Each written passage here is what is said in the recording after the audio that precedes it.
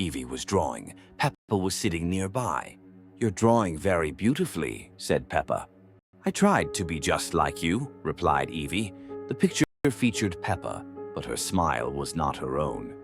The next morning, Peppa woke up. George was looking in the mirror. "What's wrong with you?" asked Peppa. "There's someone else there," George answered emptily. In the evening, Peppa looked into the mirror, but behind her, someone else was standing. It was Evie, but she was taller and scarier. That night, Peppa woke up from a strange rustling in the room. George was no longer there. She quietly approached the mirror and saw a figure emerging from its depths. Distorted, it was Evie. Her legs, arms, and neck were very long. "Did you think you could stop me?" she hissed. Peppa tried to run, but suddenly several hands stretched out from the mirror and grabbed her. At that moment, her parents woke up. They heard the noise and rushed into the nursery. When they entered, they saw hands almost completely pulling Peppa into the mirror. Suddenly, she found herself inside a mirror world where only darkness reigned. Mama Pig and Papa Pig tried to help, but Evie caught them too. Moments later, the parents were lying on the floor, very pale and thin. Welcome to my world. They stepped out into the rain, but this rain was different. The world around them was empty. A street lamp hummed faintly. Each drop carried darkness within it. A black puddle, like ink, spilled into reality. George leaned over the puddle. Emily grabbed his shoulder, stopping him. Step back. It seemed the puddle was fading, a false alarm. But in its reflection atop the raindrops, a black, hooded figure appeared. The group approached a bench. The rain intensified. The longer they stayed in the rain, the deeper the infection spread. A drop landed on Susie. Her hand turned blurry, translucent. Emily screamed, pulling it away. They vanished. Peppa noticed bubbles rising in the old well. Evie began to cry softly. Black liquid dripped from the corner of her mouth. She reached toward the well. Even the little one understood. Something was hiding there. From the puddles lining the path, tendrils slithered out, surrounding Susie and Emily. The darkness didn't just take, it held on. Peppa ran, shielding Evie with an umbrella. Emily broke free, but stumbled. Tendril grabbed her. Her scream echoed everywhere. In the glow of the street lamp stood the Dripper, massive, black droplets trailing down his cloak. He was the soul of this rain. He whispered. Peppa, holding Evie in her arms, approached him, the umbrella raised like a shield. The final question, is it worth fighting, escape, or become the rain? Peppa and Mom were choosing products from the shelves. Soon they noticed a figure in a dark cloak. Sometimes ordinariness concealed something else. The faceless shopper suddenly turned his head. Smooth gray skin was covered with cracks from which black liquid dripped and red dots flickered. Peppa nudged Mom. Look.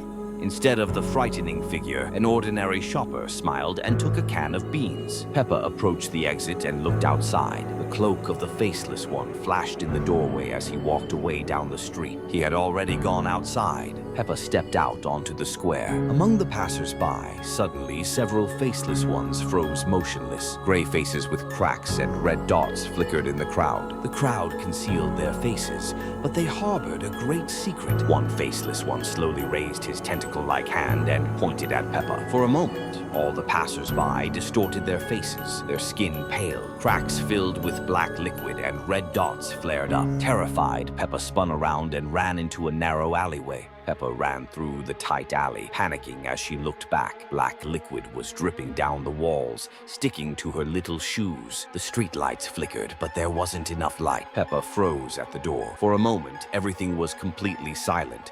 Only her rapid breathing could be heard. At that very moment, a faceless one leapt out of a puddle. His mouth opened in an inhuman grimace, and tentacles lunged into attack. George was standing by an open, empty toy box, crying. My dinosaur is gone. When the main thing is lost, the scary awakens. Peppa entered the room, hugged her brother, and looked around. Peppa's gaze was drawn to something on George's bed, an old plush teddy bear covered in black liquid. She found not what she was looking for. The buttons on the bear were slightly trembling and turning toward Peppa. Black liquid slowly seeped from a seam under its ear. Suddenly, the bear threw out a paw tentacle and grabbed Peppa's hand. Peppa screamed and threw the bear away. It twitched on the floor, then ran off into the corridor. Peppa grabbed George's hand and ran after him. The chase had begun. Peppa and George wandered in the semi-darkness. On the walls, black paw prints. At the dark end of the corridor, a silhouette of a bear flickered. It disappeared behind the attic door, where light did not reach, dwelled the keeper. Peppa took a flashlight from the wall. They slowly climbed up the creaky stairs. Along the edges, webs of black tentacles like veins of living darkness. The center of the hall was covered in cobwebs. In it sat the bear keeper, grown to Peppa's size. Around, old toys, dolls with empty eye sockets, cars with red headlights frozen in anticipation. All forgotten toys began to move slowly. Their heads and headlights turned toward Peppa and George. The bear keeper hissed in a low voice. Lost toys. Your fault. His mouth with needle-sharp teeth opened wide, black liquid pouring out. Tentacles from the bear lunged at Peppa. She dodged, throwing aside the box, and out rolled Dinosaur. George shouted and ran to him. Peppa turned on her flashlight at full brightness. Its beam blinded the keeper. He squealed.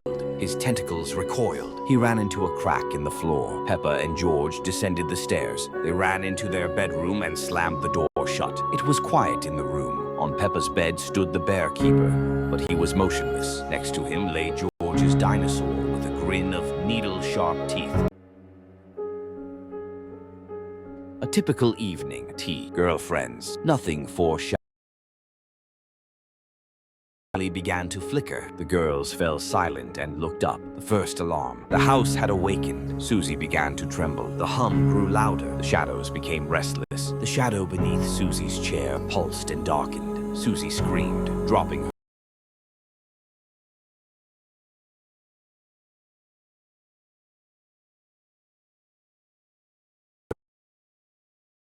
The shadow reached for Susie's leg. The kitchen turned into a trap. The girls ran into the living room. The room was quiet. The silence was deceptive. The couch's shadow melted onto the floor, turning into a flat black puddle. It slowly spread across the floor. From its center rose something, like a shapeless ink-blot tentacle. Susie stared in horror. Peppa recoiled. The puddle slid toward them, stretching.